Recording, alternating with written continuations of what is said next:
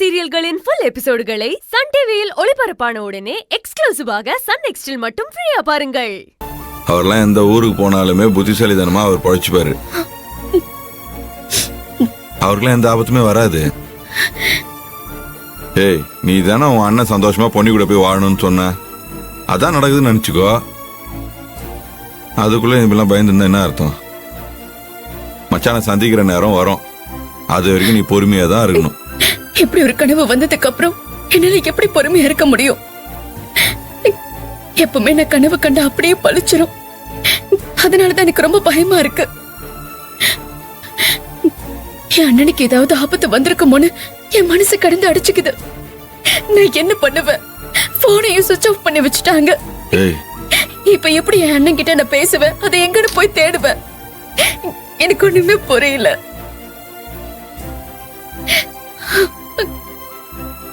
அந்த சாமி எதுக்காக நம்மள அடுத்தடுத்து சோதிக்குதுன்னு தெரியல. என் உசிரிப்பு என்கிட்ட இல்ல, அண்ணன் கிட்டதான் இருக்கு. அது நல்லா இருக்கணுங்கிறதுக்காக நாம அதை பிரிஞ்சு கண்காணாத இடத்துக்கு போனப்ப கூட நம்மள தேடி கண்டுபிடிச்சு கூட்டிட்டு வந்துருச்சு.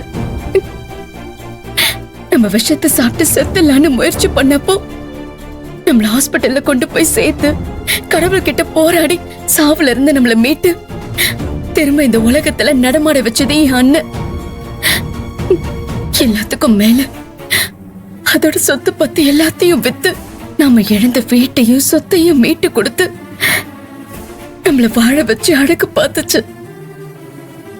அப்படிப்பட்ட என் அண்ணன் இப்ப அதுவா என்னை விட்டு பிரிஞ்சு போயிடுச்சு. இந்த மாதிரி ஒரு நிலைமை வரும்னு நான் நினைச்சு கூட பார்க்கல. விதி அண்ணன் தங்கச்சி இடையில திரும்ப திரும்ப விளையாடிக்கிட்டே இருக்கு.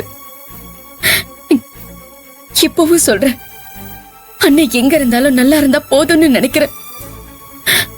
ஆனா இப்படி ஒரு கெட்ட கனவு வந்து அந்த நம்பிக்கையும் கெடுத்துருச்சு. நான் என்ன பண்ணுவேன்? நான் சொல்றத கொஞ்சம் கேளு. மச்சான் இந்த அளவுக்கு நல்லது செஞ்சிருக்காரு, நீ தானே சொல்ற. இந்த அளவுக்கு நல்ல மனசு உள்ளவருக்கு சாமி கண்டிப்பா சோதனையை கொடுக்காது. அவர்லாம் எங்க இருந்தாலும் நல்லா தான் இருப்பாரு. நீ தான் தேவையில்லாம அவர் நினைச்சு பயந்துட்டு இருக்க. தங்கம், நீ வேணா பாரு, இன்னும் கொஞ்சம் நாள்ல அவரே உனக்கு போன் அடிக்க போறாரு. போன் பண்ணி அவர் என்ன பண்ணிக்கிட்டு இருக்காரு, அவர் எங்க இருக்காருன்னு எல்லாமே உன்கிட்ட சொல்ல போறாரு. அப்ப பாரு உன்ன. அது வரைக்கும் கொஞ்சம் பொறுமையா இரு, நான் சொல்றேன். பயப்படாம இரு. அண்ணா, நீ போலீஸ்ல சிக்கிருந்தா கூட பரவாயில்லன்னு தோணுது. நான் எப்படியாச்சும் போராடி உன் மேல எந்த தப்பும் இல்லைன்னு நிரூபிச்சு உன்னை நான் வெளியில கூட்டிட்டு வந்திருப்பேன். ஆனா அவசரப்பட்டு இப்படி எங்கேயோ போயிட்டு என்ன ஒவ்வொரு நிமிஷமும் நீ எப்படி இருக்கியோ என்ன ஆச்சோன்னு நான் இங்க பதட்டத்தோடவே இருக்கேன். நீ போன் பண்ற வரைக்கும் நான் அவசர கையில பிடிச்சுக்கிட்டு தான் இருப்பேன். எப்படியாச்சும் எனக்கு போன் பண்ண, நீ நல்லா இருக்கன்னு ஒரு வார்த்தை சொன்னா போதும். நீ பயப்படுறதுலாம் அர்த்தமே கிடையாது. அது காரணம் என்ன தெரியுமா? நீ கண்ட கனவுலாம் அப்படியே பழிக்கும்னு சொல்லுவல, அதெல்லாம் ராத்திரி கண்ட கனவு தான் பழிக்கும். ஆனா பகல்ல கண்ட கனவு பழிக்கவே பழிக்காது. சரியா? அதான் நான் சொல்றேன்ல, உன் அண்ணன் நல்லதான் இருப்பாரு. நீ ஆசைப்பட்ட மாதிரியே உன் அண்ணன் உனக்கு ஃபோன் பண்ணுவாரு. அப்ப இதெல்லாம் நினைச்சு நீயே வருத்தப்படுவ பாரு. நடக்காத ஒரு விஷயத்த நினைச்சுக்கிட்டு நீயே அழுதுகிட்டு உன்னையும் வருத்திக்கிட்டு கூட இருக்கிறவங்களையும் வருத்தப்பட வைக்கிற. உன் சந்தோஷத்துக்காக தானே மச்சான் ஒரு சொத்தெல்லாம் வித்து நீ சந்தோஷமா இருக்கணும், நானும் உன் கூட சேர்ந்து சந்தோஷமா இருக்கணும்னு சொல்லி கடனை வாங்கி சொத்தை மீட்டு கொடுத்துட்டு போயிருக்காரு.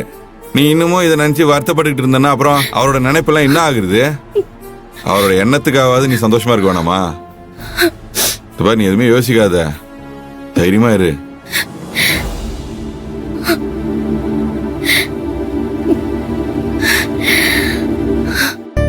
வாமா.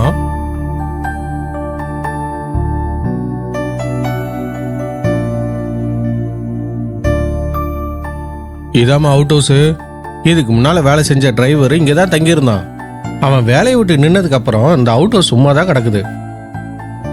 உன் புருஷன் இங்கே வேலை செய்யற வரைக்கும் நீங்க 2 பேரும் இங்கேயே தங்கிக்கலாம். இந்த சென்னையில 15,000 வாடகை கொடுத்தா கூட தங்க இப்படி ஒரு இடம் கிடைக்காது. இதுல புரோக்கர் கமிஷன் வேற தரணும் உங்களுக்கு. அப்படியா?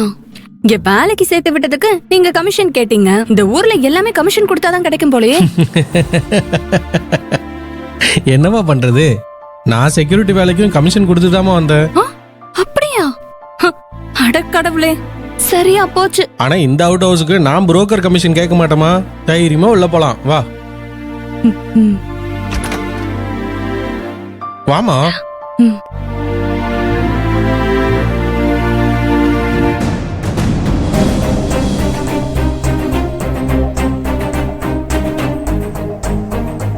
இப்பதான் மாம்ச புதுசா கல்யாணம் பண்ணி தனி கொடுத்தனும் வந்த மாதிரி இருக்கு.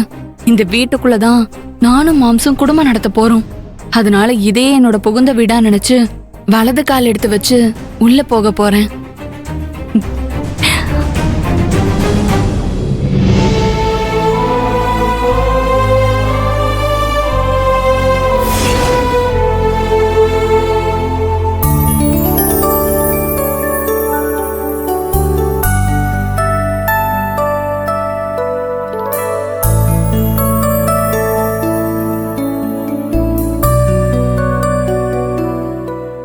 வீட்டுக்கு தேவையான சாமான்லாம் இருக்குமா?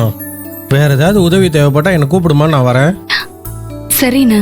ஆனா ஒண்ணுமா, இந்த அவுட் ஹவுஸை தவிர நீ பங்களா பக்கம் போயிடாது. ஏன்னா இந்த ஊர் அப்படிமா, எல்லாரும் சந்தேகத்தோட தான் பாப்பாங்க. சரிண்ணா, அதெல்லாம் நான் பாத்துக்கிறேன். சரிம்மா, நீ பாத்துக்க, நான் வரேன். சரிண்ணா.